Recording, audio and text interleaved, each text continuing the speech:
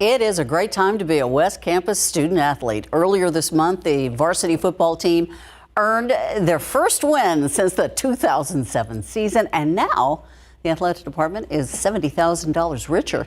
KSAT12 Sports stopped by the Cougars football practice last week to give the varsity team some love for their win. And our report caught the attention of a couple of people with big hearts. They reached out to the Cougars and they donated $70,000 to the West Campus High School Athletics Department.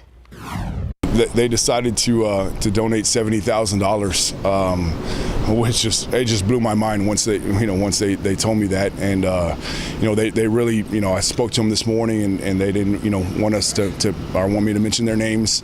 They wanted everything to be all glory to God and keep the focus on the kids, which just makes it that much more special, in my opinion. For these people to make such a tremendous contribution, an investment in our kids, and not want any recognition for it. You got tremendous people in this world, and these people were truly amazing. They are Mystery Angels. The 1-2 West Campus Cougars are going to play the 2-1 Austin Achieve Polar Bears Friday night at 7. The latest COVID vaccine is going to be available very soon, and doctors say this one is different from past versions. What you need to know about it in the next half hour. A killer no longer on the run after escaping prison, and police over the last several days. We are learning a lot more about the effort to find him, where he was headed, and why officers were finally able to take him down. New today at 5, they are colorful, they're easy to use, and geared toward kids, but beware, these colorful water bead kits are being recalled. We'll tell you about the danger that they pose to small children today at 5 after Entertainment Tonight. We are going to break away from local news right now. We have national breaking news. Hunter Biden, the president's son, is being charged at this hour. We're going to go to a live report with ABC News. It's in tatters, and today he stands indicted on 3 felony counts. And it all stems from the fact that he was addicted to crack cocaine. According to prosecutors, at one point in 2018, he was using crack cocaine every 15 minutes. And later that year, they claimed that he walked into a gun store in Delaware and filled out a form to buy a Colt revolver. And in that form, he stated that he was not a user of drugs, that he was not addicted to any kind of narcotics. That was not true. And today he's been charged with those felony counts in relation to being in illegal possession of a gun, David. Now, as you pointed out, this was all a part of the plea deal involving his taxes not paid, and this was a diversion deal by which if he had agreed to that plea deal, he would not have been prosecuted on this gun charge. Now, the special counsel continues to investigate his tax situation and his financial dealings abroad.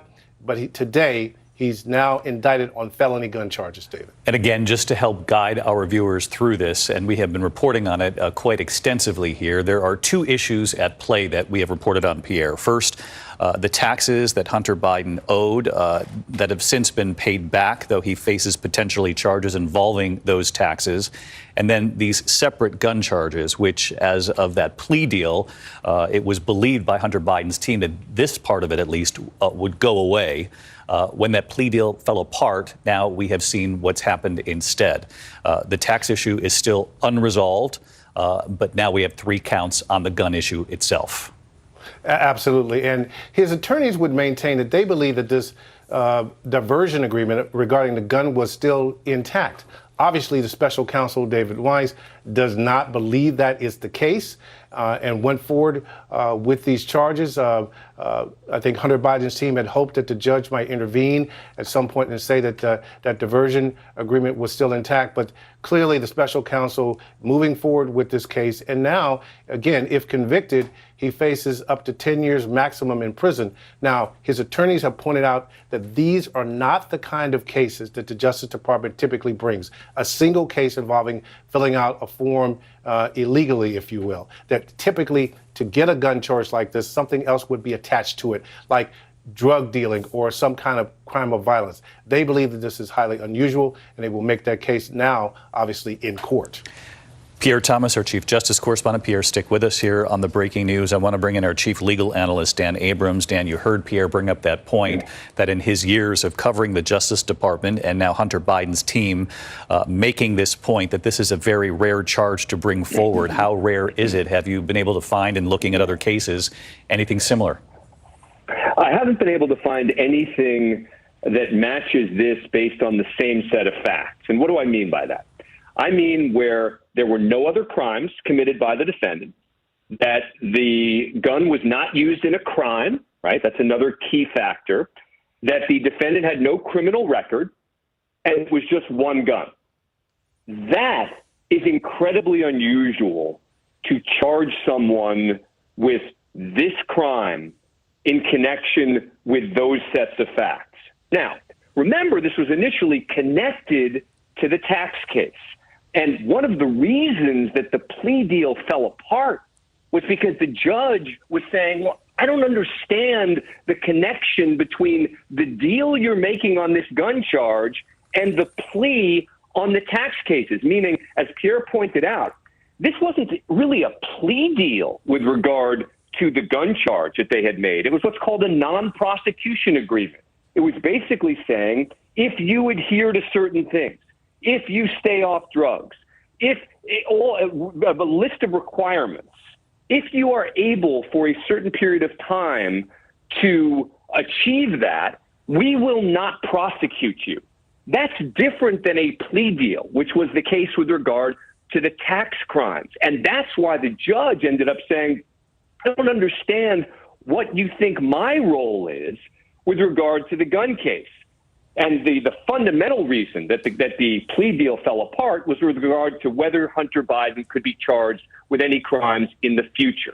So that deal falls apart. Now you're seeing the first, result of that deal falling apart, which is this new charge, unusual charge based on the very fact-specific case at issue. But it's a very serious one. By the way, more serious than the tax cases. This is a felony here. Tax cases were misdemeanors.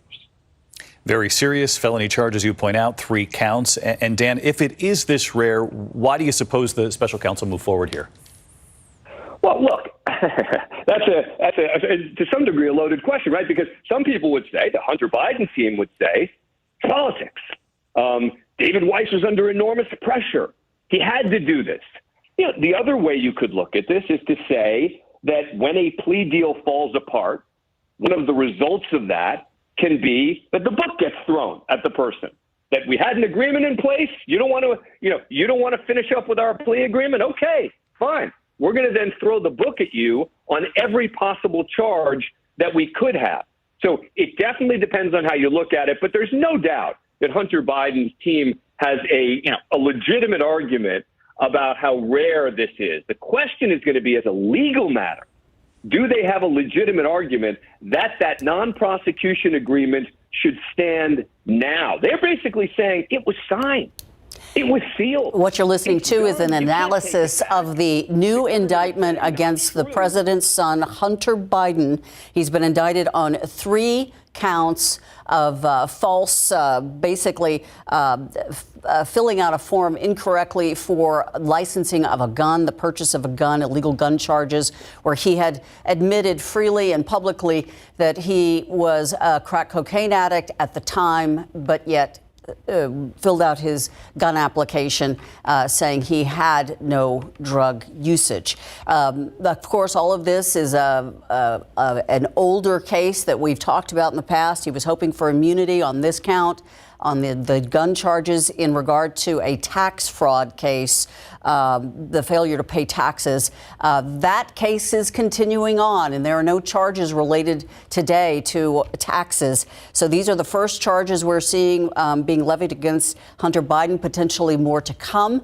We'll have more on the story, obviously, later on tonight at 5, as well as on ABC World News. In the meantime, we're going to take a break.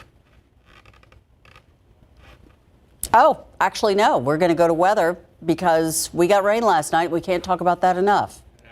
We got to throw in some of those rain chances. We are excited about that. If you looked outside right now, you wouldn't see anything. You wouldn't know that we saw anything last night. Skies are pretty clear. We've got mostly sunny skies as we look over the city of San Antonio. It's warm, though. temperatures are starting to make their way up into the 90s in many spots. So let me show you the satellite picture, and you can kind of get a sense of the fact that this rain that we saw this morning is well to our east now, and we're getting some kind of sinking, calmer air here behind that. That's not to say, though, that we won't see more rain today, because I think as we head into the afternoon, the atmosphere destabilizes a little bit, and we should get some thunderstorms, at least some isolated stuff to develop here, maybe north of San Antonio, and the models are indicating that maybe some of that activity slides a little bit closer to us this evening. For that reason, we've kept in a 30% chance of rain today. In the meantime, know that it's going to be steamy outside. We've got heat indices well into the 90s now. Some places pushing 100 for that feels like number. It is going to be hot this afternoon. And as we look at the KSAT 12-hour forecast, 97 at 4 o'clock, there's just a 10% chance of rain then, but we'll bring it up to a 30% chance by the evening hours. It'll be slow to cool down, 87 at 8 p.m. and then down into the 80s tonight. These are not the only rain chances in our forecast. We've got more ahead, even going into the weekend. Another look at that 7-day forecast here in just a few minutes. Thank you, Justin. We are getting a clearer picture of how an escaped killer avoided recapture over the last 2 weeks in Pennsylvania. Officers are saying he almost got away again had it not been for the police dog that tracked him and held him. Rena Roy with new details of the capture and where that convicted criminal was headed to get away for good. After a desperate search that lasted nearly 2 weeks, escaped prisoner Danilo Cavalcante back in police custody. I'm proud to announce the subject is in custody. Authorities zeroing in on Cavalcante early Wednesday morning, the convicted murderer described as wet and weathered. Police interviewing the 34-year-old for 4 hours, finding out exactly how he survived that long on the run. He did say on 3 occasions law enforcement officers did almost step on him. He also told us that he survived by eating watermelon the first couple of days. Officials say officers cornered Cavalcante in South Coventry Township after a heat-seeking plane detected his body temperature about an hour after a home burglary alarm was triggered nearby. Heat signature on the north side of the wood line, going into the woods. Shortly after 8 a.m., tactical teams converged on the area where the heat source was.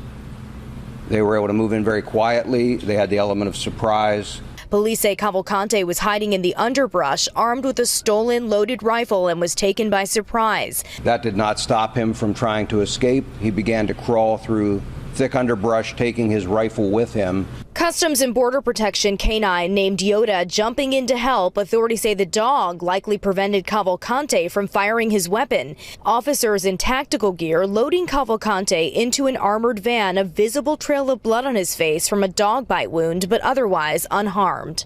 Investigators say Cavalcante admitted that he was planning to carjack someone in an effort to head north to Canada or somehow get to Puerto Rico. Rena Roy, ABC News, New York.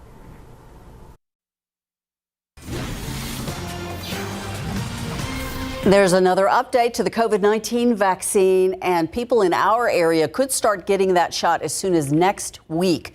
CNN's Mandy Gaither has more on how this vaccine is different and what you need to know about it.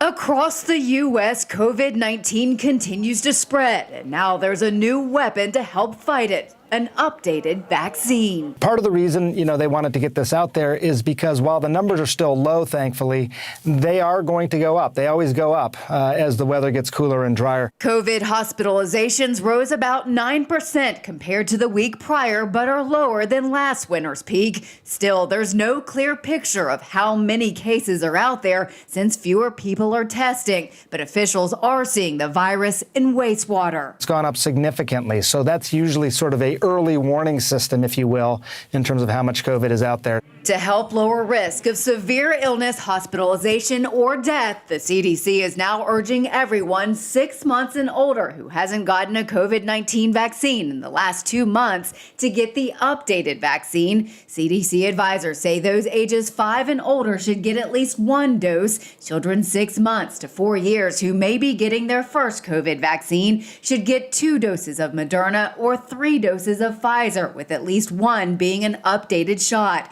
The CDC says those who are immunocompromised should be up to date with at least 3 doses of COVID-19 vaccine, and at least one of those doses being the updated vaccine. The new shot is updated to fend off the currently circulating viruses that cause COVID-19 by teaching the immune system to recognize spike proteins of the XBB.1.5 viruses now spreading. For Health Minute, I'm Mandy Gaither.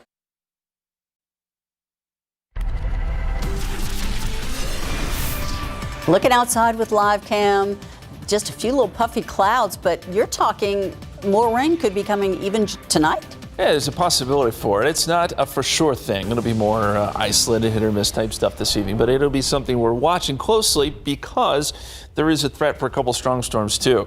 We look across the state of Texas right now, some good rain up around Dallas, down towards Houston, but all of West Texas is cleared out. We've got kind of one wave of energy that's worked through, and we're now behind that wave of energy where we've got some sinking air, some stable air, and just a few clouds here and there. Temperatures are warm. And as we look at the forecast, this is what we're thinking rain-wise. 5 o'clock, not a lot. I think we're still probably dealing with mostly sunny to partly cloudy skies. But as the evening wears on, if we can get some storms to develop, especially up here around the Austin area, they may work in our direction. And I think a few of these could be on the strong side just because we're going to have a lot of energy in the atmosphere today. And these storms could put down some gusty winds, something we'll have to watch. Again, it's not a for sure thing. These models are struggling with this pattern. But we have a 30% chance of rain in the forecast tonight, including here in San Antonio. As we get to midnight, a lot of this starts to fall apart. We lose the energy in the atmosphere. But tomorrow, 7 a.m., not much there. I think we'll start seeing an uptick in activity by the afternoon. Again, this is just one computer model, so I don't want to focus too much on the exact time or the exact location, because this could be just about anywhere tomorrow. But I think that our rain chances do go up tomorrow afternoon and tomorrow evening. That, of course, is important because we've got a lot going on Friday night. We all do. So this is something you'll want to pay attention to. Of course, the KSAT weather app. We'll be sending out updates as often as we can to keep you posted on this. And then as we get into Friday night, overnight, Friday into Saturday morning, we could see more storms coming in from the west, depending on what happens kind of with this initial round. Bottom line here is we have some opportunities. It's just going to be hard to pinpoint exactly when and where. You look at the rain chances over the next several days. We're talking 30, 40% as we get into tomorrow, 50% Friday night. That's kind of our highest confidence. And then Saturday, even into Saturday night, there's still some chances there of some showers and storms. And I think that just about every place in our viewing area will at least have a shot at some rain. That's the good news. Weather where you live right now, 90 in New Braunfels. Look at the heat index, 97. Heat index could jump over 100 in some spots today. It's humid enough out there for that. And with temperatures jumping into the mid-90s to even upper 90s for highs, it's going to be a toasty day. 93 Canyon Lake is what it feels like. 97 in Bulverde feels like 98 in Helotes, 95 in Castroville. Those are your feels like numbers at this hour. Our forecast today, I think we get all the way up to 95, 96, maybe 97 by 4 o'clock before some of those clouds kick in. And then we add in the 30% chance of rain this evening. 87 at 8 p.m., down into the low 80s by midnight, still with a small opportunity for some rain. Very quickly, let's touch on the tropics. We got to mention Hurricane Lee. It's still out there. We've got Margot, too, another system that's gaining some strength. But it's Lee that's the biggest concern still. It's a Category 1 storm. It's going to race north. It's going to put some wind and some high surf towards the Boston area, Cape Cod, and then move eventually up into parts of Canada and become extra tropical. But the East Coast, New England will be watching this closely because it will have an effect on their weather there, just not a direct strike. 93 Friday, 40% chance of rain. We up it to a 50% chance as we showed you going into Saturday. 92 on Saturday, 92 Sunday. A little cooler this weekend, and then it dries out some as we get into the middle part of next week. We'll be right back.